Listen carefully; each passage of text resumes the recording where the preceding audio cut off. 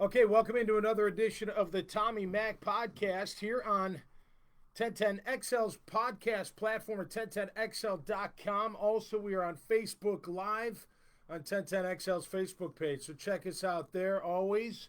We try to do it every week on video, and we'll keep trying, but we are back on video today. So, looking back at the weekend that was, I mean, what a crappy. If you're a Jag fan, especially, right? I'm not even going to get into the Florida LSU game, the shoe throwing, just nuts. Crazy, crazy. But our Jags again lose, this time to the division leading Tennessee Titans. Tennessee 9-4, Jags 1-12. 3 games left. It's the same old crap. It's the same old crap. It's like Groundhog Day. And if I got to hear one more time how young they are, how injured they are, how this they are, how that they are, I mean, it's the same thing year after year after year after year. And it's just awful. And Sunday was embarrassing. I mean, that's Tennessee. That's a rival. And here comes Derrick Henry, 215 yards later. You got handled up front. I don't care who your personnel is. Get better ones if they can't get off blocks and make plays. But D-line got handled all damn game. I mean, it was so embarrassing.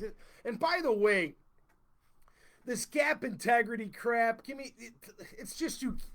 Look, the problem with this one gap defense is some of these guys have a mentality, well, if I just secure my gap, it's not my fault if he breaks free. I mean, that's how they look, or they're getting pushed off the ball, or they're not getting off blocks, or whatever. It's just a colossal of mistake. 454 yards. Again. I'm going to get into Adam Schefter's report at the last part of this show about, it's not a done deal that Marrone's fired at. I mean, what? Unbelievable. Defense was terrible. A.J. Brown, you couldn't cover A.J. Brown. What a grab on that flea flicker. He's a great player. Why don't we get those players? I mean, and we do. I like our receivers, so I'm not going to bag on them. But check this out. Not only 205 yards passing, but Tannehill averaged 8.2 yards per pass attempt. You want to hear a Glennon average before he got yanked out of there? 3.7 yards per throw. What are you, Captain Checkdown all of a sudden? Hey, Gardner wasn't much better at 5.7. Total of 4.9 per pass. That's just like, you're not even looking downfield. I don't get it. I really don't get it. Glennon, he flopped. Not all his fault, his drops. It's the same old song and freaking dance. Minshew comes in. Hey, and this is nothing against Gardner Minshew. But he comes off the bench and has success immediately. Why? They didn't game plan for that. When he gets game planned, he gets worked. And you saw it throughout the game. Those red zone throws were terrible.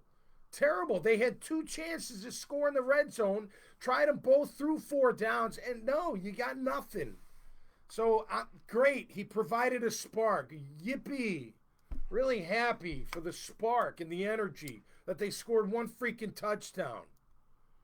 Just so embarrassing. The whole gosh dang thing is just, it's a former player, and I wasn't Mr. All-Star, Joe Pro Bowl. I wasn't. I was a grunt. But we won. We took pride in winning. From the top down. We don't in this organization right now. There's no pride. There's no pride in winning. It's just disgusting.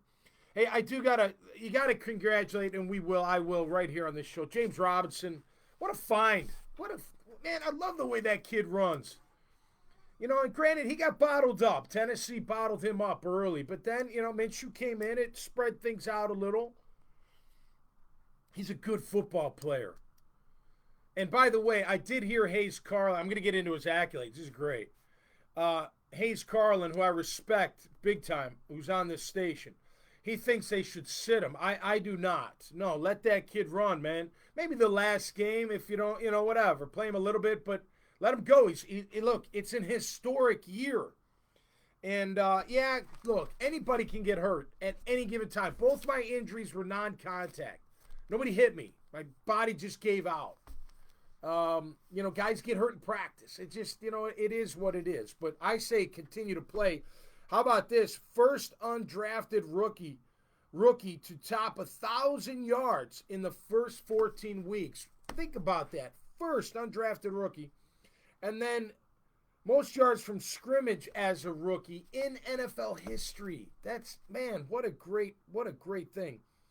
And then over 1,000 yards as a rookie, as a rookie, fourth to do it in history. Hey, I'll credit the O-line. You do a good job in run blocking. Pass blocking wasn't terrible. It wasn't great, but it wasn't terrible.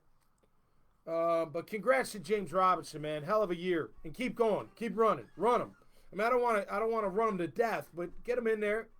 Get some. Keep adding that.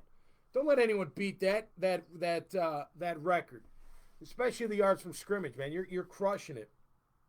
You're absolutely crushing it. Okay, Colin Johnson again showed some spurts. You got to see more of him. You get it when Minshew's in there. He's got no rapport with him. He's got rapport with who? Cole. That's how it goes. They're used to throwing to certain guys in practice. When they get in the game, they go back to those guys. But Keelan had a nice game. So did Colin for a little bit. Joe Gills-Harris at linebacker. Man, I like him. He's a player. You can build with him. Miles Jack, another great performer. I mean, I can't say great because they gave up so many damn yards. 215 yards to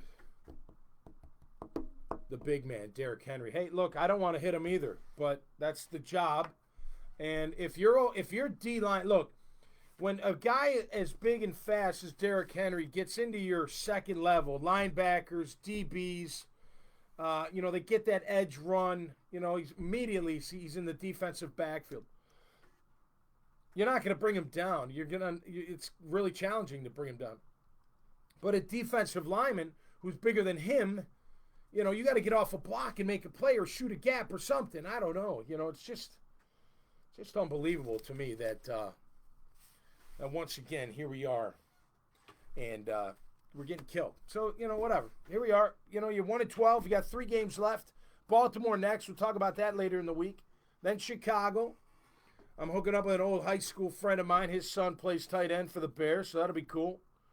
And then you finish with Indy. Look, Indy, the playoffs are getting exciting now. I mean, we saw an awesome game last night with the Ravens and the Browns. Both QBs look. I mean, what a game! That was an incredible finish. Both QBs put on a show. The Bears, they kicked the crap out of the Texans, so they're no easy out. And then Indy's right there. They beat up. That was a big win by Indy against the Raiders. Both 9-4 now. Of course, the Colts and the Titans, both 9-4. So they're, why we aren't there, I don't know. I don't want to hear the injury, the youth, the blah, the blah. They're excuses. That's all they are, is freaking excuses. And for crying out loud, I mean, goodness great. You're lucky you get the 15,000 that go. I'm not going to see that crap. It's a bunch of crap. And then you hear this report. Adam Schefter reports before kickoff that it's not a done deal that Doug Marrone isn't the head coach again in 2021. Now, before I get into it, which you already know which way I'm going, this isn't personal on Doug. It's going to sound personal, but it's not. We're not friends, but we're friendly. He may not like me as much this year, but, hey, it's part of the deal. And I'm not sugarcoating, and I'm not, kissing anybody's tail because, I might upset someone down there at the stadium. I don't care. None of that matters to me. So take it for what it is. But, look, I know he's a good guy. He's a nice guy. I know he's trying. I know his staff's trying. It's not like they're bad people just stealing money. They're just not doing the job. It's not working. And for this owner to not recognize that. And now, granted, he doesn't have to come out and say, I'm going to fire him at the end of the year. I'm not trying to get that. I don't care about that. But when I hear these reports from Adam Schefter, that doesn't mean it's set in stone. It doesn't mean it's gold. It's like the end-all, say-all. But he's He's pretty much in the know. I know Adam. He's been around a long time. He's infiltrated teams. He gets the goods, the juice. And for him to make that statement, it's better than some of these other guys. Like, what? You're making that up. I don't think Schefter would make it up, and it doesn't surprise me. That's the problem. I'm telling you right now, if Trent Baalke, and I don't know Trent personally, but if Trent Baalke and Doug Marrone are retained, all that means to me is this owner doesn't care at all. He's a fool when it comes to his teams, not business-wise. Don't give me the crap. Well, look how much money he's made. I don't care. I don't care that he's doubled his investment here. None of that matters. Your team stinks, so you stink as an owner, period. Your track record is awful. And if you bring back the same old, what is that, insane, do the same thing over and over again?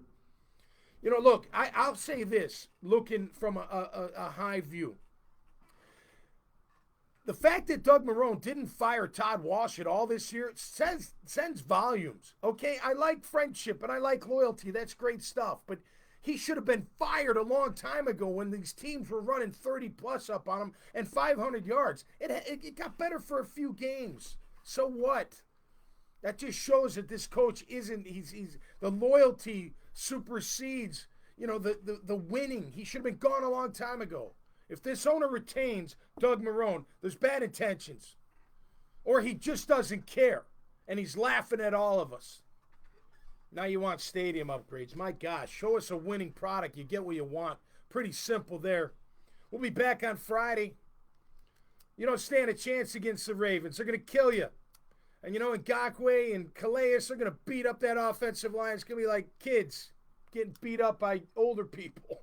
It's going to be awful, but we'll talk about it. Only 3 weeks to go, but we'll keep this show rolling right here on the Tommy Mac podcast on 1010XL's podcast platform here on 1010XL.com, and, of course, on their Facebook Live page on 1010XL Facebook page. All right, y'all have a great week. We'll see you next time right here on the Tommy Mac podcast.